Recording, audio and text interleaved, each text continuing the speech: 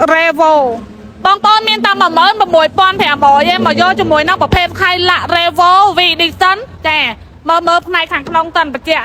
មកគ្រឿងនេះនិយាយពីថាថ្មីរឿងអីមិនថ្មីបងប្អូនថ្មីបកកែខ្លាញ់គោ Stone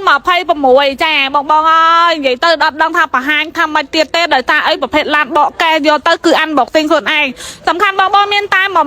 16500ទេមកយកជាមួយនឹងប្រភេទ Hilux Revo V Edition Stone 26ចង់បានសខ្ញុំមានស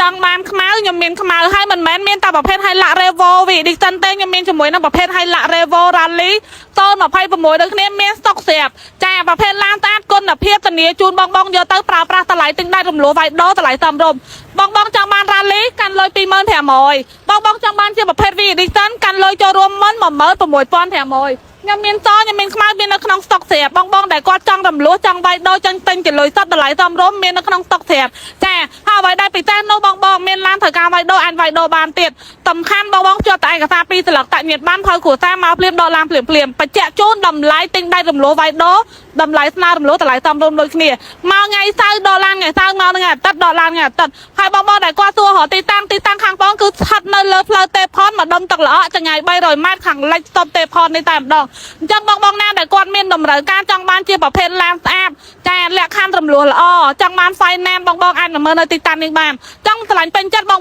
កាន់តែលុយចូលរួមមុនមកចាប់ពី35ទៅ40%នៃតម្លៃឡានឯកសារ2ស្លឹកតាក់ញាតបានផៅគ្រួសារមកភ្លាមដកឡានភ្លាមអត់នៅសិក្សាសិនរងចាំសិនដឹងលទ្ធផលសិនទេមកគឺដកឡានភ្លាមតែម្ដងចង់ឆ្លាញ់ពេញចិត្តអាចមើលដល់ទីតាំងផ្ទាល់ឬមួយក៏ឆាតចូល page ខលតាមរយៈលេខទូរស័ព្ទមើលតែណាក៏បានចាអរគុណជម្រាបលា